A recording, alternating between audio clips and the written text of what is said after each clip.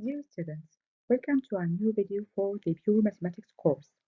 Here we will begin Chapter 7 for the limits. Every function has limits. Sometimes the function is not defined at a given value. For example, the value for this function, f of x equal to 2x minus 1 over x minus 1. When x equals 1, here, so the denominator will equal to 0. So this function is not defined as x equal 1 because the denominator is equal to 0, so the result is any number over 0 is not defined. Now we are curious about the behavior of this function at this value, but we can't determine this value exactly. So we want to get what or know what is the behavior of this function as x gets very close to 1 or gets close very near to the point that is not defined as it. Here the concept of limits is get, and we can applying all the limit rule here in this slide to know the limit for any function to get the value for it or the limit for it at a given value.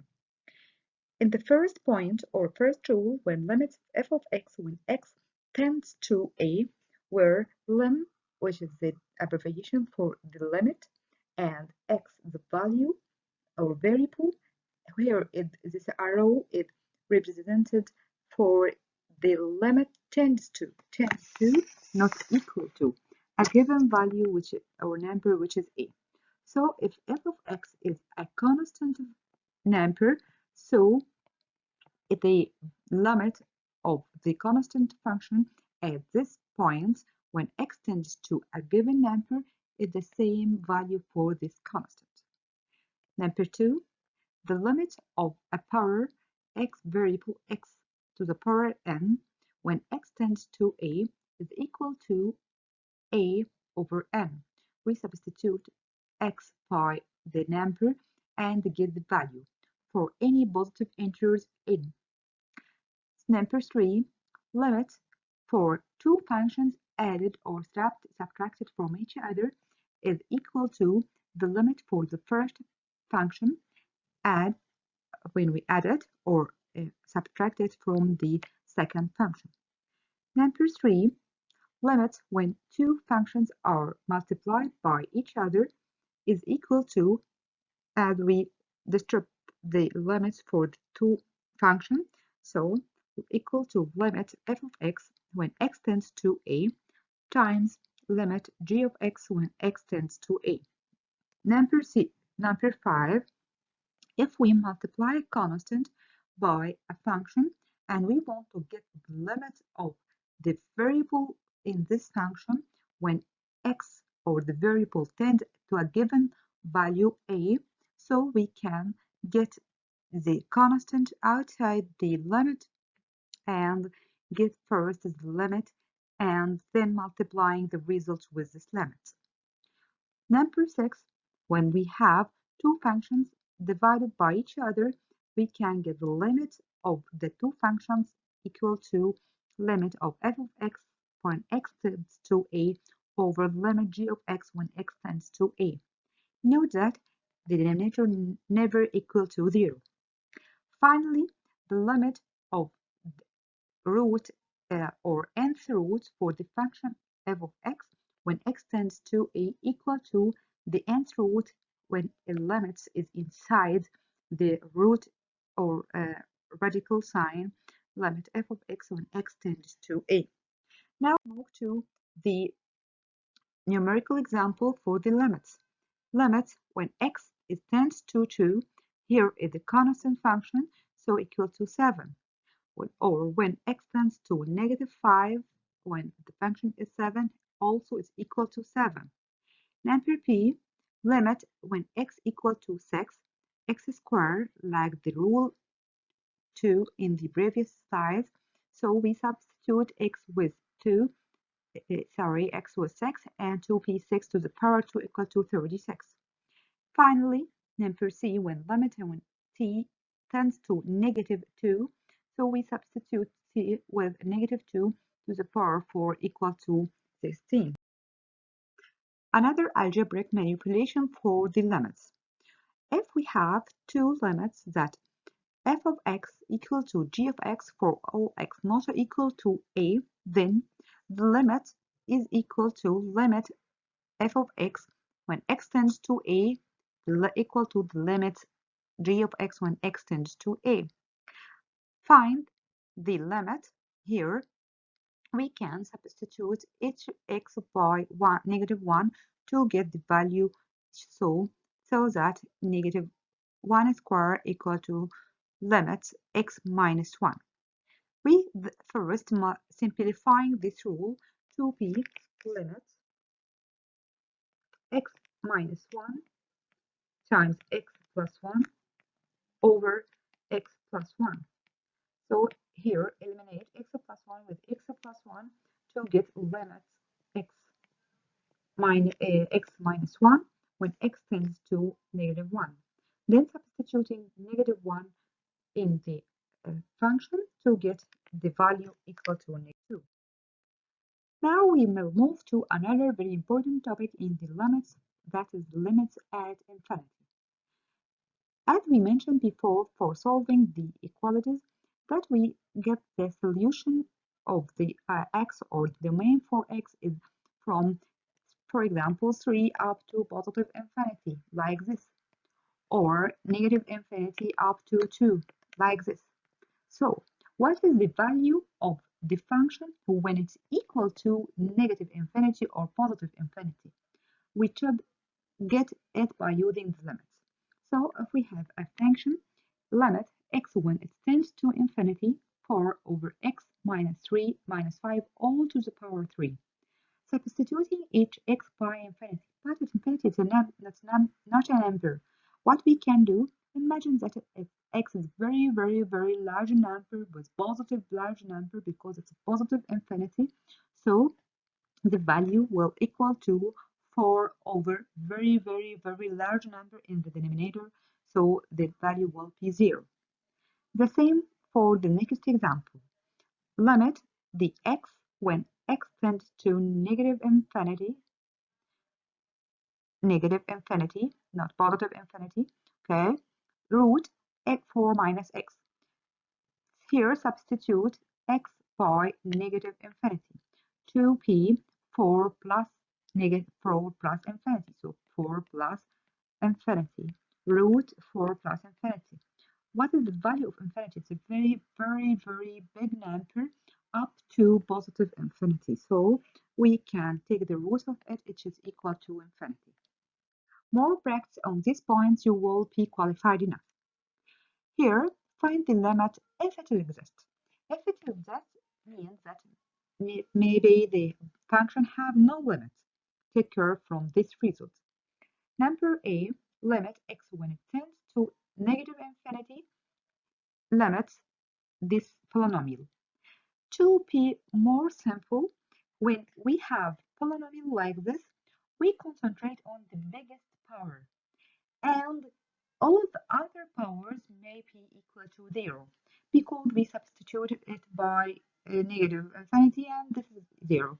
To be more simple in the solutions for every example, when you have a polynomial, okay, you only concentrate on the greatest power on it, and all the other, okay, get it maybe 0.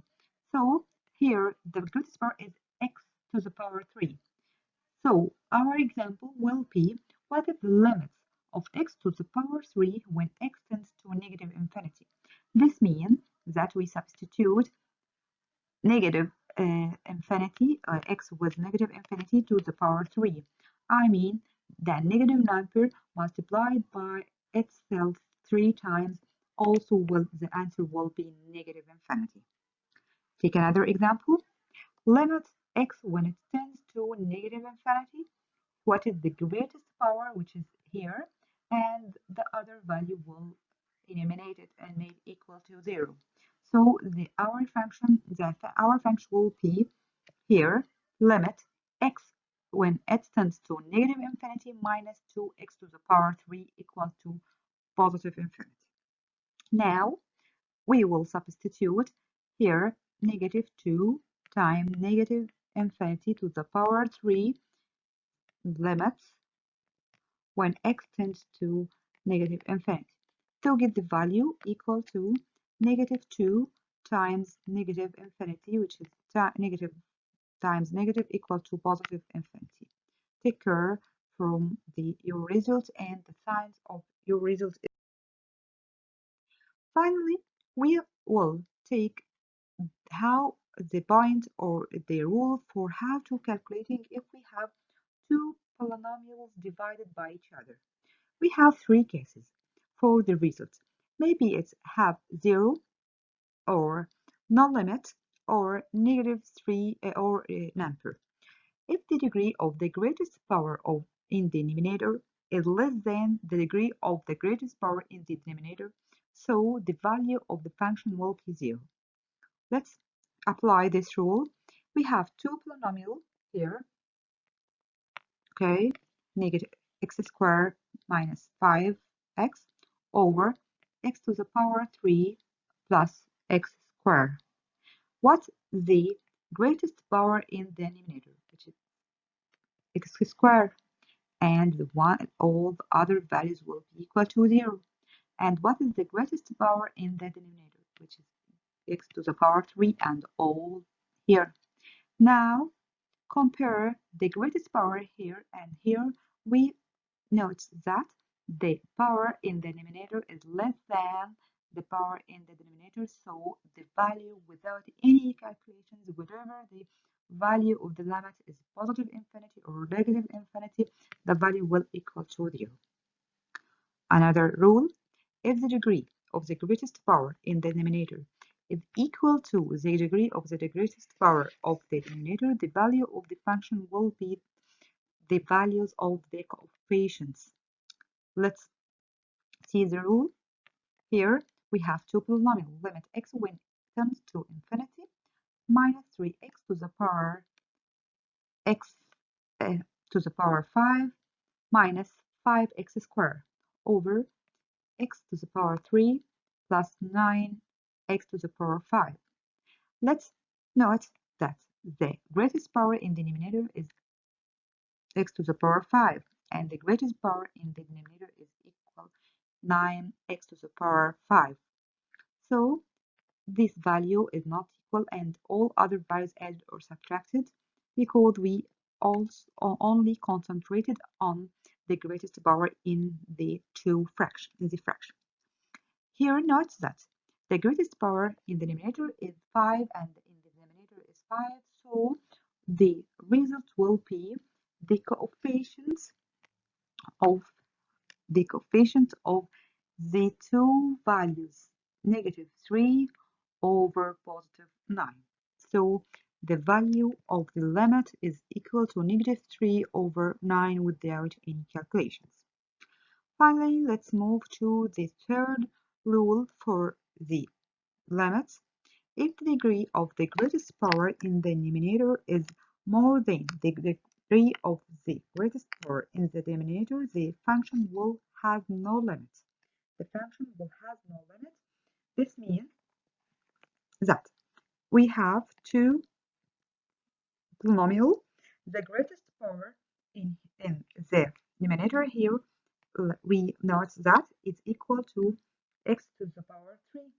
And the greatest power in the denominator here is x to the power 2. So we note that the greatest power in the numerator is 3 and here in the denominator is equal to 2. This means that the denominator is greater than the denominator, so our function has no limit.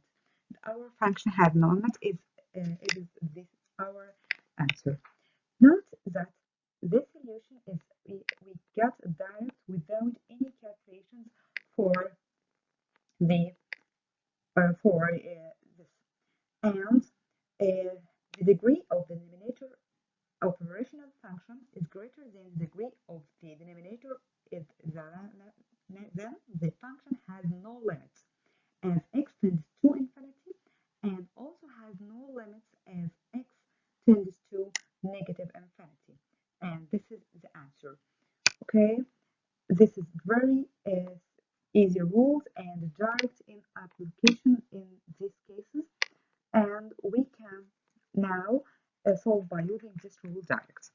Thank you for studying with us and listening the part of the limits, and we will continue in another video. Thank you.